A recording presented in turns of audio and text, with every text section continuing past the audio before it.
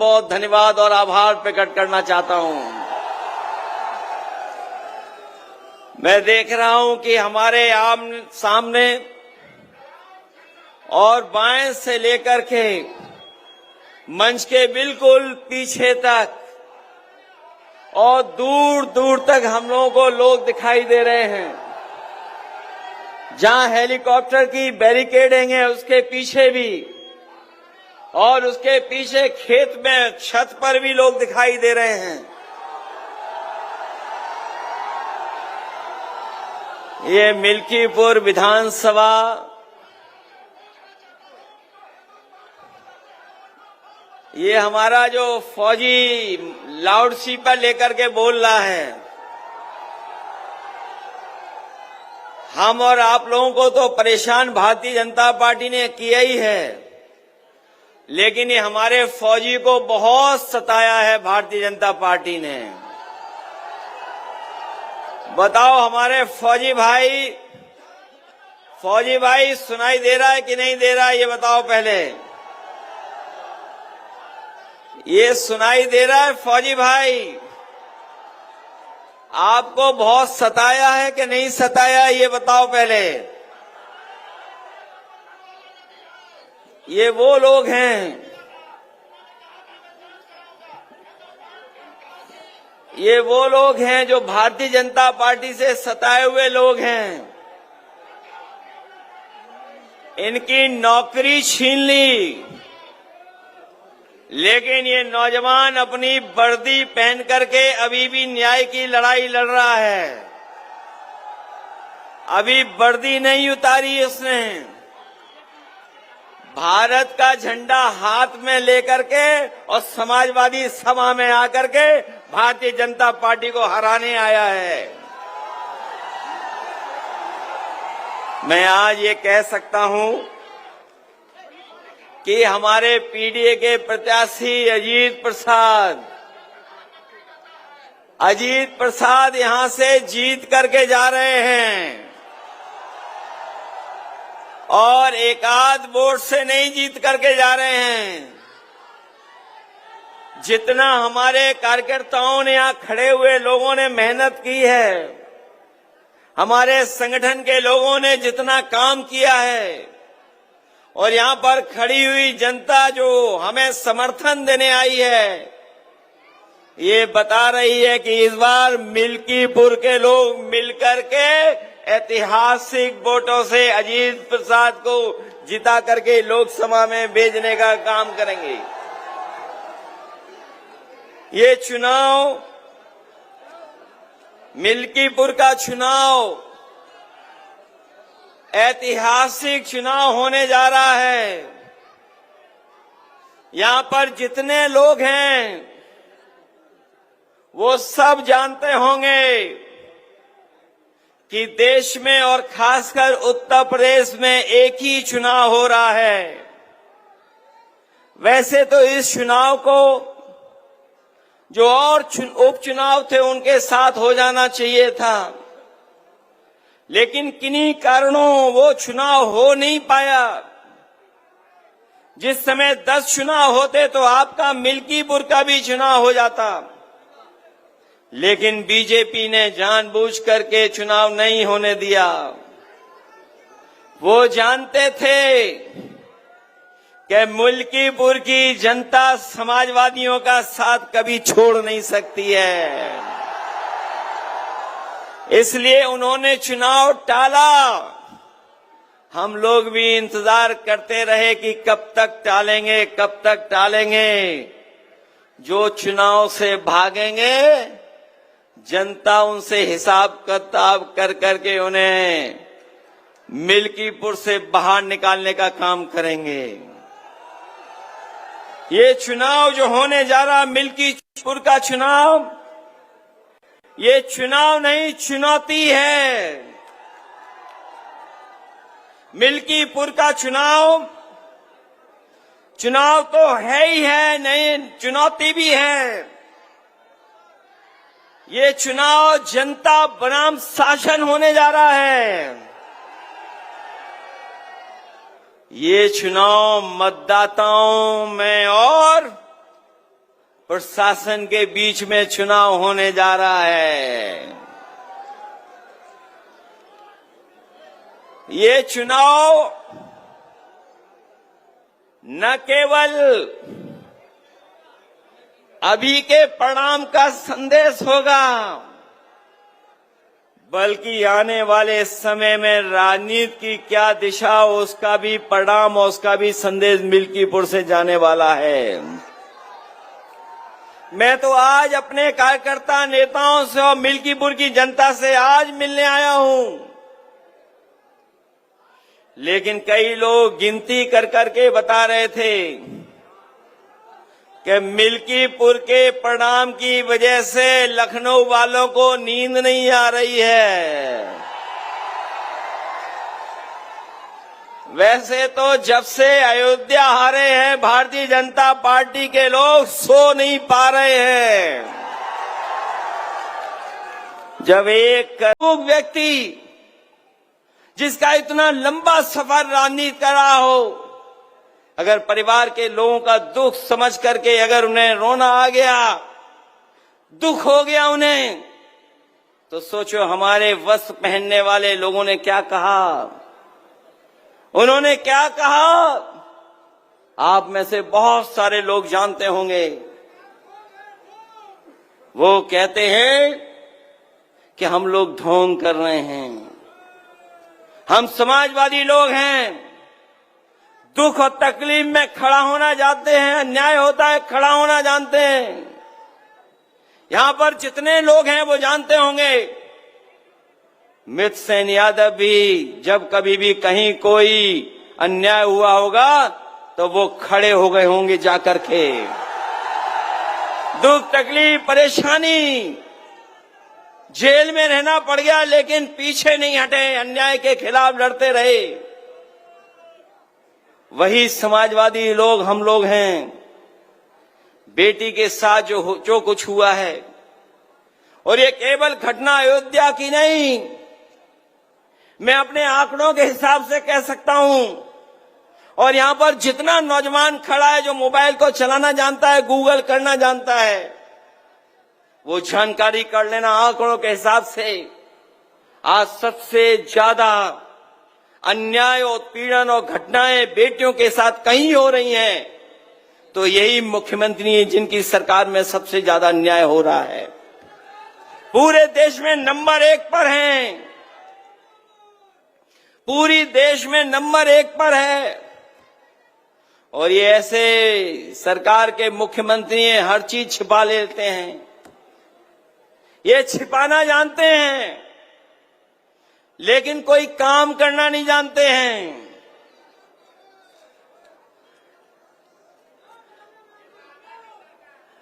ये अगर काम करना जानते होते तो आपके बुलाने पर समय पर एम्बुलेंस आती। जो एम्बुलेंस कभी समाजवादियों ने शुरू की थी, जो एम्बुलेंस समाजवादियों ने शुरू की थी, वही व्यवस्था काम आई महाकुंभ में, वही व्यवस्था काम आई। लेकिन हमारे मुख्यमंत्री इतने जानकार हैं कि बताओ एम्बुलेंस व्यवस्था ही खराब कर दी। जो पुलिस को दी थी व्यवस्था हम लोगों ने चलाने की 100 नंबर की, वो 100 नंबर भी 112 कर दिया। और 112 करने के बाद आप जानते होंगे, आप लोगों से हिसाब किताब होता है, तभी कुछ न्याय मिलता है, तभी कुछ कार्रवाई होती है। ये जो भ्रष्टाचार उत्तर प्रदेश में बढ़ा, इसकी आप कल्पना नहीं कर सकते हो। भ्रष्टाचार कहां पहुंच गया है। सुनने में आया है कि सरकार के बहुत सारे लोग महीनों से पड़े हुए हैं, कई मंत्रीगण घूम रहे हैं यहां पर,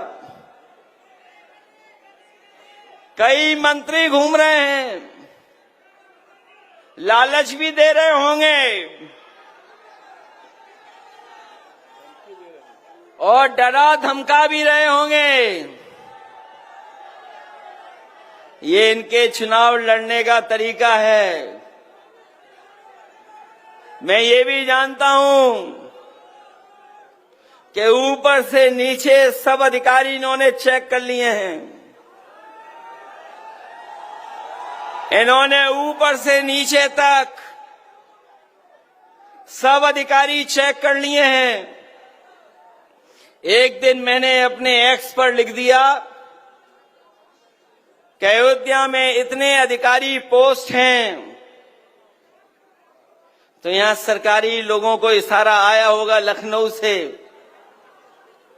कि जो एक्स पे लिखा है वो एक्स पे ऐसा लिखा है, इसका जवाब आप दीजिए। जब उन्होंने मेरा एक्स पे लिखे हुए का जवाब दिया, मैंने कहा कि 13 में से केवल 3 पीडीए परिवार के अधिकारी हैं, तो उन्होंने कहा कि काबिलियत के हिसाब से पोस्टिंग होती है। काबिलियत के हिसाब से पोस्टिंग होती है। उसके बाद हमने दोबारा एक्स पे डाल दिया कि जो अयोध्या में एसओ पोस्ट हैं, इसमें बताओ पीडीए परिवार के कितने हैं। जब से मैंने वो पोस्ट किया है, लखनऊ से लेकर के अयोध्या के अधिकारियों को सांप सूंघ गया है, जवाब नहीं दे पा रहे हैं। और जो लोग हमारे सोशल मीडिया को देखने का तो टाइम है, उन पर सुनने में आया है कि यहां पर आए थे हमारे मुख्यमंत्री जी, वो 9 बार तो आए हैं और लगभग 9 मंत्री भी भेजे हैं और लगभग 9 मंत्रियों से गुप्त बैठक भी कराई है कि प्रधानों को कैसे डराना है, कोटेदारों को कैसे डराना है। हमारे शिक्षक भाई हैं, उनमें भी उन्होंने ऑर्डर एक साथ नहीं किया। जिनकी ड्यूटी लगी उनको ऑर्डर एक साथ नहीं किया। सुनने में आया एक एक कर करके ड्यूटी दी है। बीएलओ पहले ही हटा दिए, पर्ची भी छीन ली गई, पर्ची नहीं दी गई। तो ये बताओ, ये कौन सा लोकतंत्र चल रहा है जिसमें इस बात की घेराबंदी चल रही है कि हम समाजवादी लोग वोट न डाल पाए। ये सब किसके इशारे पर हो रहा है? ये किसके इशारे पर हो रहा है? ये जो लखनऊ में बैठे हैं, ये लखनऊ में बैठे हुए ऑर्डर कर रहे हैं और इतने जानकार है चीजों के, आप कल्पना नहीं कर सकते।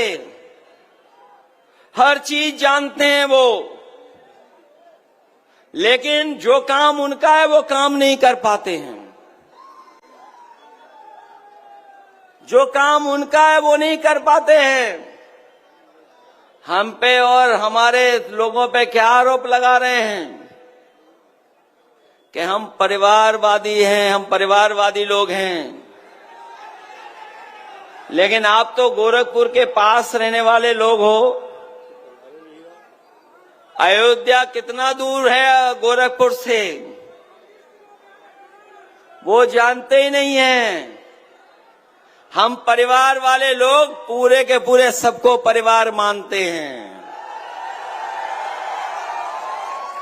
और सच्चाई तो ये है कि हमसे पहले अगर किसी ने परिवारवाद की शुरुआत की है तो मुख्यमंत्री जी ने खुद शुरुआत की है। और उनके मामा गोरखपुर में नहीं होते तो योगी जी भी उत्तर प्रदेश में नहीं होते।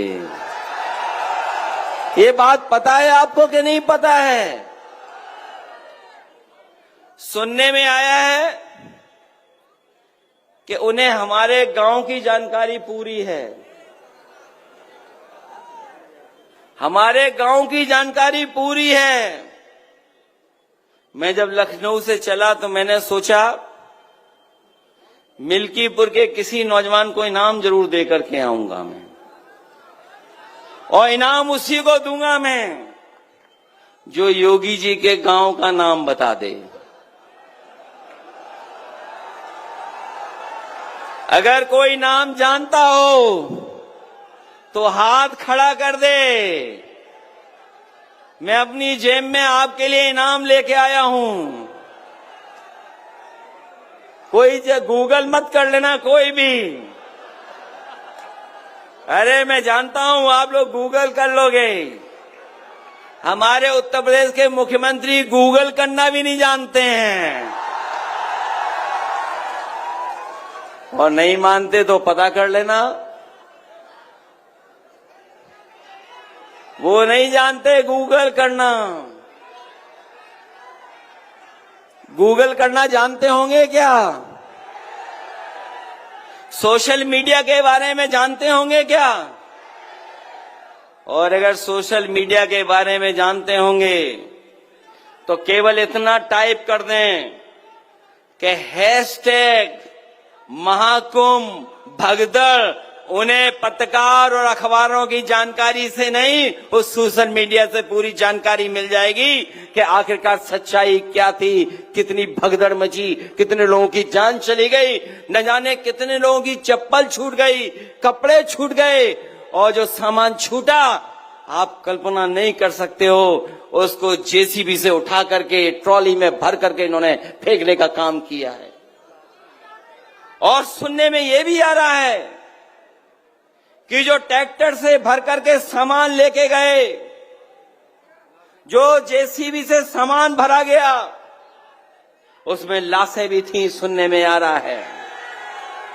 और अगर सोशल मीडिया के बारे में जानते होंगे तो केवल इतना टाइप कर दें कि हैशटैग महाकुंभ भगदड़ उन्हें पत्रकार और अखबारों की जानकारी से नहीं, उस सोशल मीडिया से पूरी जानकारी मिल जाएगी कि आखिरकार सच्चाई क्या थी, कितनी भगदड़ मची, कितने लोगों की जान चली गई, न जाने कितने लोगों की चप्पल छूट गई, कपड़े छूट गए, और जो सामान छूटा आप कल्पना नहीं कर सकते हो, उसको जेसीबी से उठा करके ट्रॉली में भर करके इन्होंने फेंकने का काम किया है। और सुनने में यह भी आ रहा है कि जो ट्रैक्टर से भर करके सामान लेके गए, जो जेसीबी से सामान भरा गया, उसमें लाशें भी थी, सुनने में आ रहा है। जो लोग कहते हैं कि हम लोग विकास के खिलाफ हैं, मैं उनसे कहना चाहता हूं अयोध्या के विकास के खिलाफ समाजवादी लोग कभी नहीं रहे, और ना हम हैं आपके विकास के खिलाफ। जिस समय लोकसभा में मैं बोला या कभी प्रेस करने आए अयोध्या के हमारे साथी, ये रुचि मियां खड़े ये जानते होंगे, पवन पांडे ये जानते होंगे, आनंद सैनी जानते होंगे,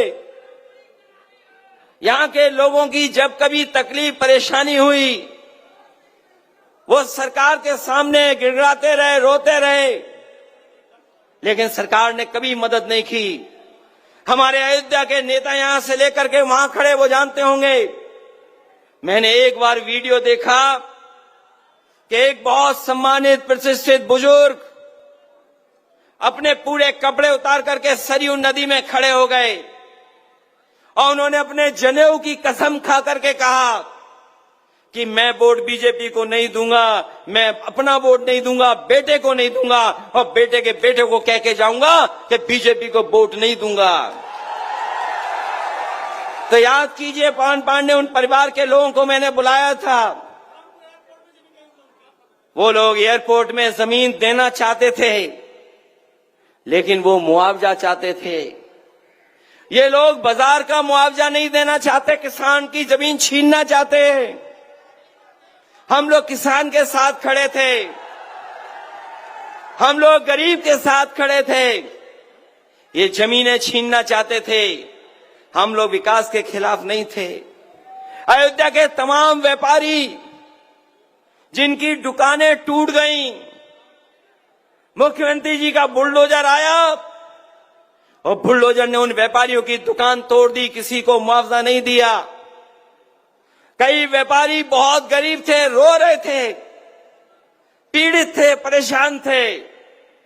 अगर उनका किसी ने दुख दर्द समझा, उनकी बात को किसी ने उठाया, तो हम समाजवादी लोगों ने उनकी मांग की कि उनको न्याय मिलना चाहिए।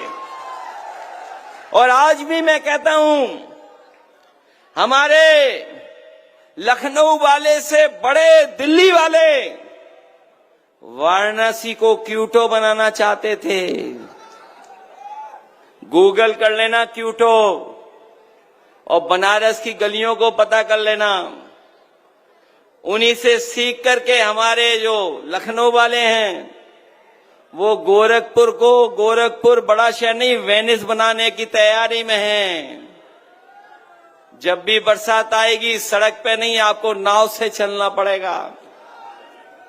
अयोध्या का विकास समाजवादी लोग रोक नहीं सकते। और मैं आज भरोसा दिला के जा रहा हूं आपको, 2027 में समाजवादियों की सरकार बनेगी और अयोध्या को वर्ल्ड क्लास सिटी बनाने का काम करेंगे। इन्होंने जो अयोध्या में 5 सितारा होटलों के लिए जमीन ली है, हमारे मुख्यमंत्री इतनी जानकारी रखते हैं कि 5 सितारा होटल तब बनता है जब उसके अंदर बार हो।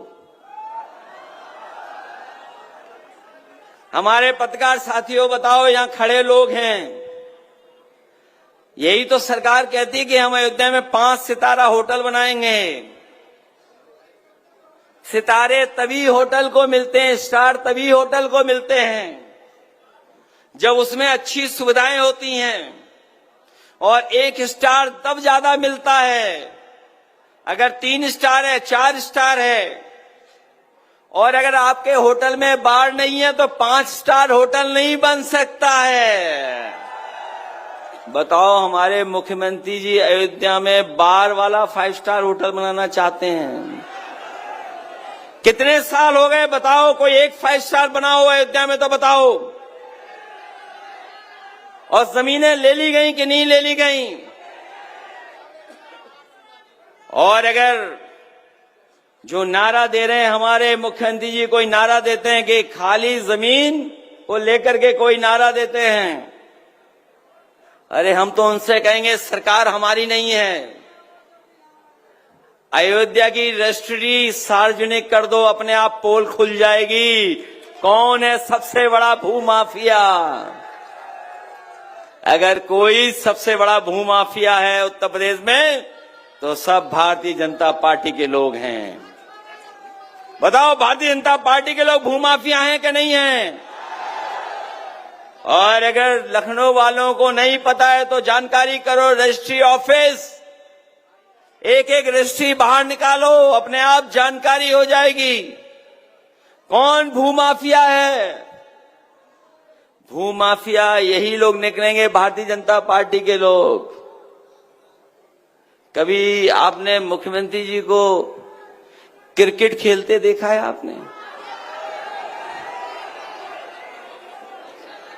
कोई स्टेडियम नहीं बना पाए क्रिकेट का।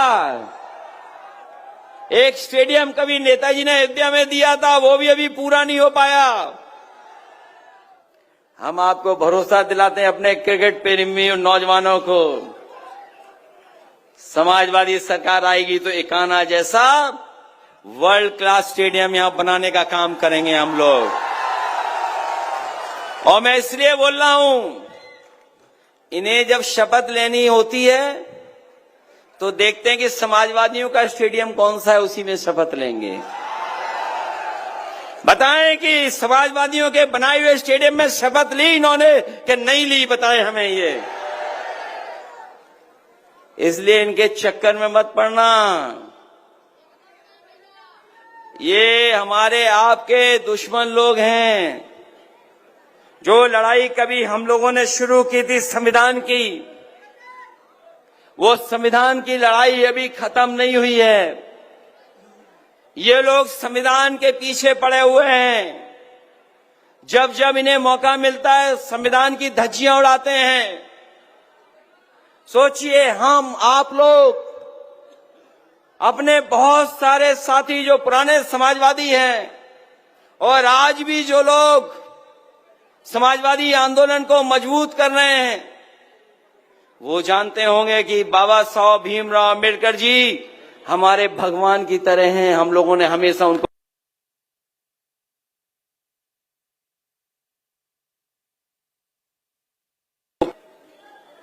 कभी सोचा आपने कि क्या कहते हैं?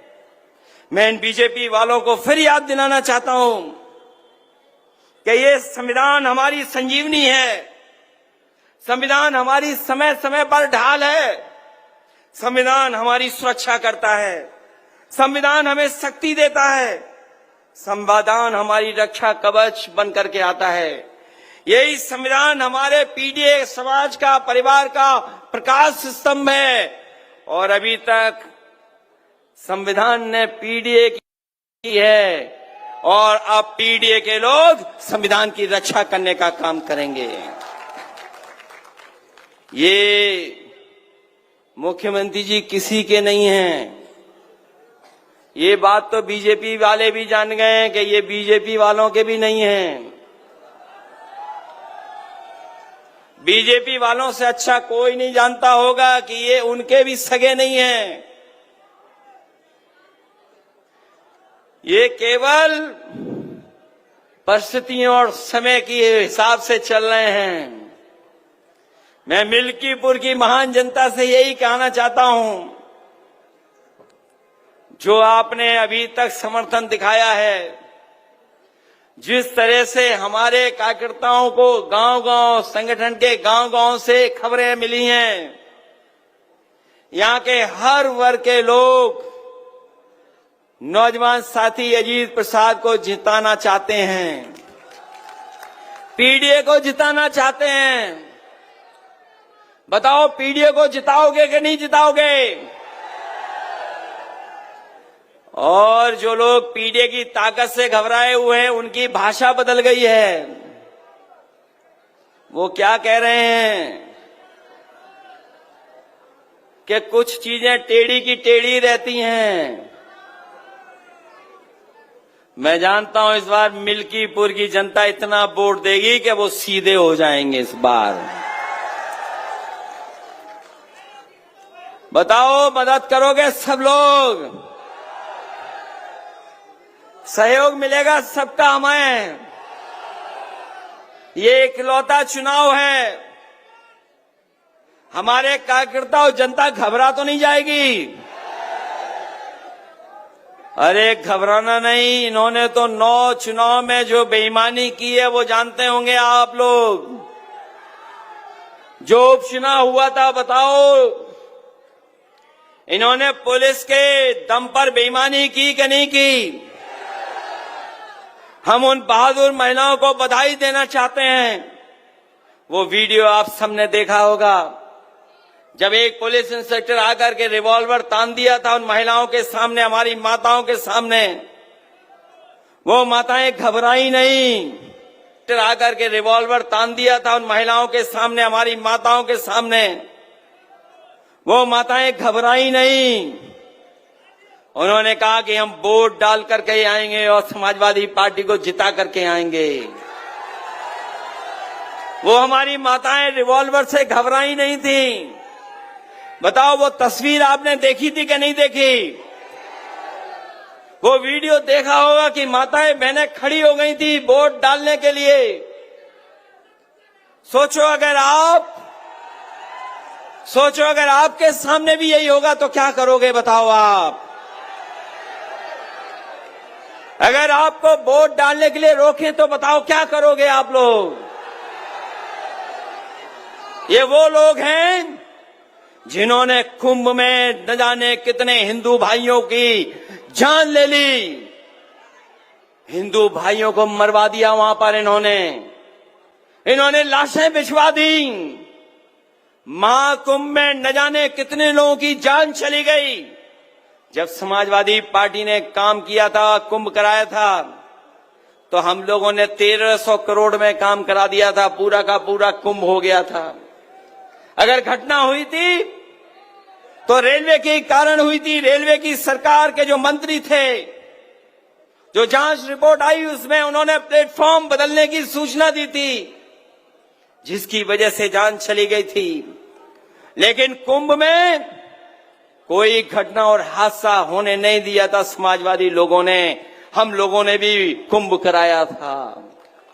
ये लोग न जाने कहां से ये लेकर के आ गए, जनता को गुमराह करने के लिए आए और भरोसा दिलाया कि हमने 100 करोड़ लोगों का इंतजाम किया है और 10,000 करोड़ रुपए खर्च किए हैं।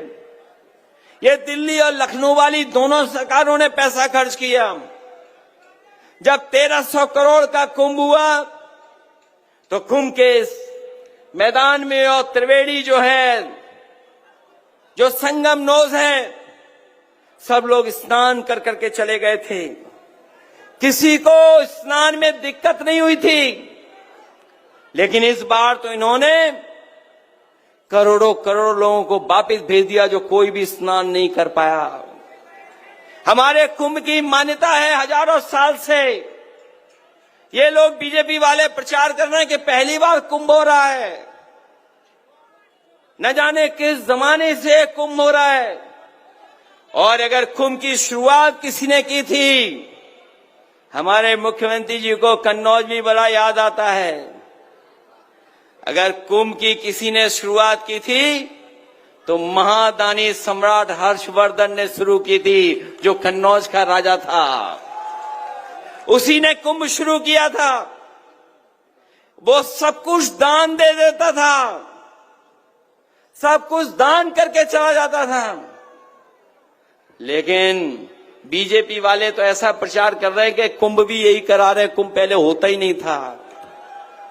और जिन लोगों ने सड़कें देखी होंगी, ये जो लोग कहते हैं कि करोड़ों और हमने अरबों रुपया खर्च किया है इंफ्रास्ट्रक्चर पर, कि हमने इंफ्रास्ट्रक्चर ऐसा बनाया है कि कहीं दुनिया में ऐसा इंफ्रास्ट्रक्चर नहीं मिलेगा। ये बीजेपी के लोग कहते हैं कि हमने इंफ्रास्ट्रक्चर बनाया है। बहुत सारे लोग जो आए, लाखों लाख संख्या में, जो हमारे श्रद्धालु लोग आए, जो बनारस गए, वो श्रद्धालु बाबा का दर्शन नहीं कर पाए। जो श्रद्धालु हमारे अयोध्या आए, वो हमारे महाकृपालु, महादयालु सियापत प्रभु रामचंद्र जी के भी दर्शन नहीं कर पाए, वो वापस चले गए। सड़कें जाम रही। लोगों ने पूरी पूरी रात सड़कों पर गुजारी है। कहां पर गए होंगे? शौचालय के लिए कोई इंतजाम नहीं किया। कहां खाया होगा कोई नहीं जानता। कई लोग आए जिन्हें लगा प्रयागराज से सीधा हम अयोध्या जल्दी पहुंच जाएंगे। उन्होंने भी गूगल पर देख करके पता किया कि कितने घंटे लगेंगे। गूगल ने बताया कि 5 घंटे लगेंगे। लेकिन जब वो चले तो पूरी रात और आधा दिन और अगले दिन शाम को कहीं जाकर के अयोध्या पहुंचे। बताओ, इन्होंने ऐसी सड़कें बनाई हैं। जो 10,000 करोड़ रुपए का खर्च किया हो हिसाब किताब, उनकी ये सड़कें सोचिए सिटी जाम में है। सब सिटी में ट्रैफिक भर गया, कोई इंतजाम नहीं कर पाए। और बताइए, कहीं नौकरी और रोजगार का ये सरकार इंतजाम कर पाई? जो लोग कहते थे 40 लाख करोड़ का निवेश आया है, हमारे गरीब जानते ही नहीं है 1 करोड़ में कितने लाख हैं। कई बार अचानक पूछ लो किसी गरीब से गांव में कि 1 करोड़ में कितने लाख होते हैं, वो घबरा जाएगा, वो कहो नहीं बता पाए। हमारे मुख्यमंत्री जी कहते हैं कि 40 लाख करोड़ उत्तर प्रदेश में निवेश में आया है। 40 लाख करोड़। बताओ, अयोध्या में अगर उस 40 लाख करोड़ की एक बूंद भी गिरी हो नौकरी और रोजगार के लिए, तो बता दो आप। नौकरी रोजगार खत्म कर दिए, महंगाई बढ़ा दी और उत्तर प्रदेश को घाटे के बाद घाटे की तरफ ले जा रहे हैं। इसलिए हम अपने नौजवानों से विशेष अपील करना चाहते हैं कि नौजवानों, आपका भविष्य है आगे। ये सरकार रहेगी तो आपको रोजगार भी नहीं मिलेगा, नौकरी भी नहीं मिलेगी। और जो आप अपने सपने देखते हो, मेहनत कर करके आगे बढ़ना चाहते हो, वो भी आपके तमाम सपनों को तोड़ने का काम भारतीय जनता पार्टी कर रही है, केवल दिखावा कर रही है। इसलिए सावधान रहना। मैं आज के दिन आपसे मतदान करने के लिए सावधान करने भी आया हूं कि आप सब लोग मिलकर के सावधान रहना और मतदान के लिए तैयार रहना, वोट डालने के लिए। अगर वोटिंग अच्छी होगी तो मशीन क्या कर लेगी बताओ आप। और आप जब निकल पड़ोगे तो अधिकारी क्या कर लेंगे आपका, ये बताओ आप। मैं ये जानता हूं आपने सबने रामायण पढ़ी भी है, प्रभु श्री रामचंद्र जी के बारे में जाना भी है। सीता माँ कब चली गई थी बाहर लक्ष्मण रेखा छोड़ करके, तभी उनको रावण उठा ले गया था, भेष बदल करके कोई आया था। जब लक्ष्मण रेखा पार की थी तो सीता माँ को रावण उठा ले गया था, याद है कि नहीं याद है? ये जितने अधिकारी बैठे हैं सब सीमा रेखा तोड़ेंगे और लक्ष्मण रेखा तोड़ेंगे। अगर आप लक्ष्मण रेखा टूटेगी तो बताओ, आज जो लक्ष्मण रेखा वो हमारा संविधान है, कानून है, नियम है। यही लक्ष्मण रेखा है जो संविधान है बाबा साहब का, यही लक्ष्मण रेखा इनके लिए। लेकिन ये लक्ष्मण रेखा तोड़ेंगे तो बताओ प्रभु श्री राम जी ने बाली का वध कैसे किया था, कैसे किया था अयोध्या वालों? बोलो, वध हुआ था कि नहीं हुआ था? हराया था उसे कि नहीं हराया था? तो इसलिए आपको कुछ भी करना पड़े, सब लोग वोट डालने के लिए निकलना। ये चुनाव 27 का है और बेईमानों के खिलाफ है ये चुनाव। जो लोग लोकतंत्र खत्म करना चाहते हैं, जो संविधान खत्म करना चाहते हैं, जो हमारे आपके अधिकारों को छीनना चाहते हैं, जो लोग महंगाई बढ़ा करके मुनाफा बढ़ाना चाहते हैं कुछ लोगों का, उनके खिलाफ है। तो आप लोग तैयार हैं कि नहीं तैयार हैं आप लोग? इसलिए वोट डालना आप लोग।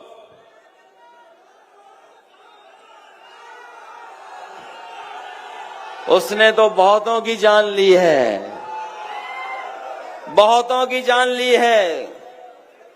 इसलिए इस समस्या का समाधान कोई नहीं कर सकता है, कोई कर सकता है तो समाजवादी लोग इस समस्या का समाधान करेंगे। इसलिए अजीत प्रसाद को जिताओ आप लोग। बताओ, जिताओगे आप लोग? जो लोग हमें और आपको बुरा भला कह रहे थे, उनको आप सबक सिखाओगे कि नहीं सिखाओगे? सब लोग ये जो महाकुंभ के प्रचार को न जाने किस ऊंचाई तक ले जाना चाहते थे, जो घटनाएं वहां हुई हैं महाकुंभ में, हम और आप लोग कल्पना नहीं कर सकते हैं। हम लोग कल्पना नहीं कर सकते हैं। जिस दिन से स्नान होना शुरू हुआ है, सरकार लगातार गिनती बता रही है। कभी कहती है कि इतने करोड़ लोगों ने स्नान कर लिया है, कभी आंकड़े देती है कि इतने करोड़, 30 करोड़ से ज्यादा लोग स्नान कर चुके हैं। जब हम और आप लोग लौट करके जाएंगे तो आपको, हम लोगों को नए आंकड़े मिलेंगे कि इतने करोड़ लोगों ने स्नान कर लिया है। जो करोड़ों के आंकड़े दे रहे हैं, और मैंने सुना था उनका भाषण, अयोध्या में भी 16 करोड़ लोग आ चुके हैं, दर्शन कर चुके हैं। जो सोचिए करोड़ों का हिसाब किताब दे रहे हैं।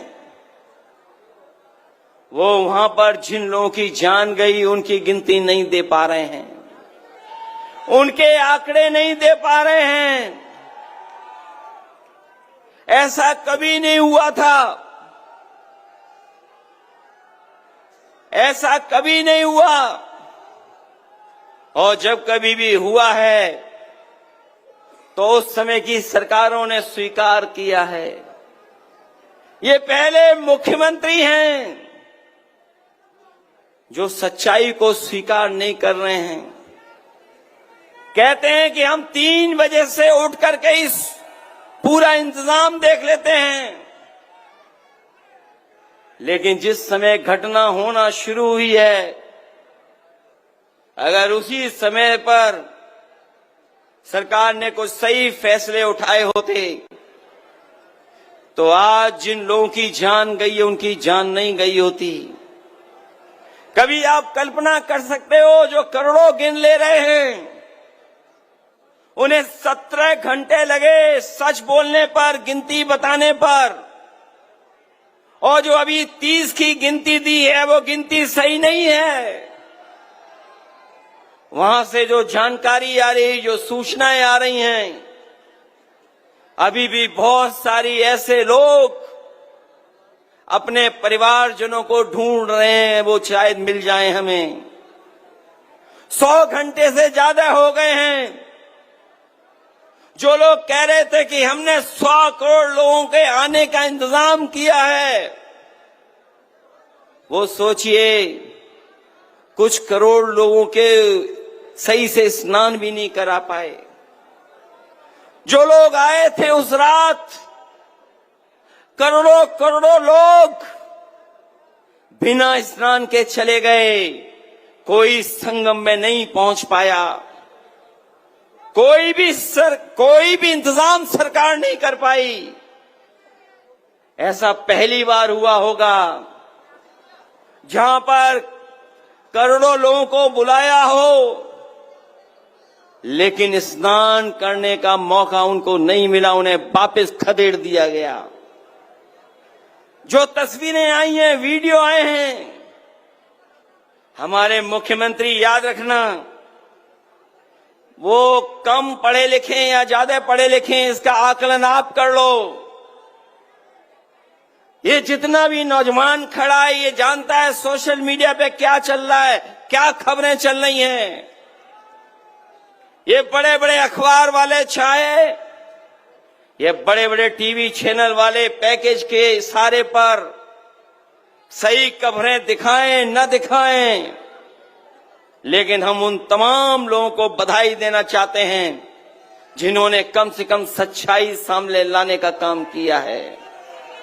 कई लोग घूम रहे हैं, भटक रहे हैं।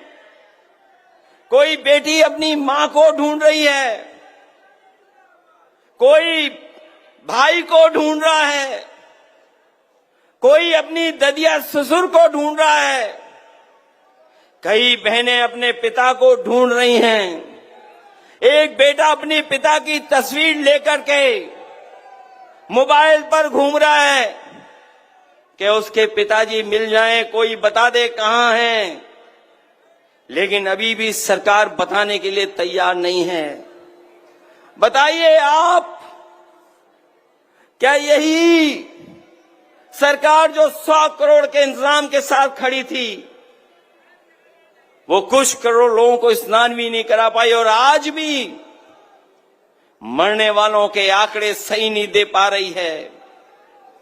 न मरने वालों के आंकड़े सरकार दे पा रही है, और जो लोग खो गए हैं महाकुंभ में, उन लोगों की भी जानकारी नहीं दे पा रही है। मैं इस मौके पे कहना चाहता हूं, लोग वश से नहीं विचार से योगी होते हैं। कुछ लोग समझते हैं कि वस्त्र पहनने से ही योगी हो जाते हैं। लोग वश से नहीं विचार से योगी होते हैं।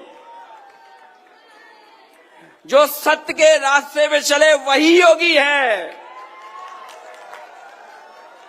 और वो जो सत्य को छिपाए वो कभी योगी नहीं हो सकता है।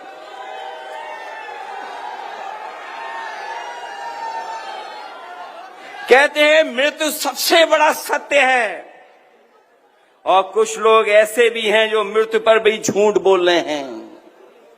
हम और आप लोग हैं, बताओ मृत्यु से बड़ा कोई सत्य हो तो बता दो। और कुछ लोग ऐसे हैं जो मृत्यु पे भी झूठ बोल रहे हैं। इसलिए हम उन्हें कहना चाहते हैं कि कम से कम जो लोगों की जान गई है उनके कम से कम आंकड़े सही दे दो, अगर आप सत्य बोलते हैं, अगर सत्य के रास्ते पर हैं। और सतयुग से लेकर के कलयुग तक आप पूरी जानकारी कर लो, हमारे सनातन परंपरा कभी नहीं टूटी। संत महात्मा साधु समाज मुहूर्त के हिसाब से शाही स्नान करते हैं, उसमें नक्षत्रों का हिसाब से सहयोग बनता है। जब नक्षत्रों का सहयोग बनता है तभी शाही स्नान होता है। शाही स्नान का मुहूर्त भी होता है। हमारे तमाम साथी जानते होंगे, हिंदू समाज में तारीख और मुहूर्त दोनों निकाले जाते हैं और उसी के हिसाब से हमारे शाही स्नान करते हैं। लेकिन पहली बार ऐसा हुआ होगा कि सनातन परंपरा को टूटने का काम अगर किसी ने किया है, तोड़ने का काम तो इस सरकार ने किया है। हादसे में छिपाए करके हादसे को छिपाया इन्होंने हमारे देव तुल्य, हमारे धरती के देव साधु संतों से छिपाने का काम किया। और इन्होंने आदेश दिया खाड़े लोगों को कि शाही स्नान के लिए जाइए। ये जो लोग सच नहीं बोल पा रहे हैं वो कभी भी जनता के पक्ष में कोई फैसला नहीं लेंगे। जो लोग घबराए होते हैं, गुस्से में होते हैं, खिसिया जाते हैं, वही ऐसी भाषा का इस्तेमाल करते हैं। मैं अपने अवधेश प्रसाद जी का दुख समझ सकता हूं। जो घटना फैजाबाद अयोध्या में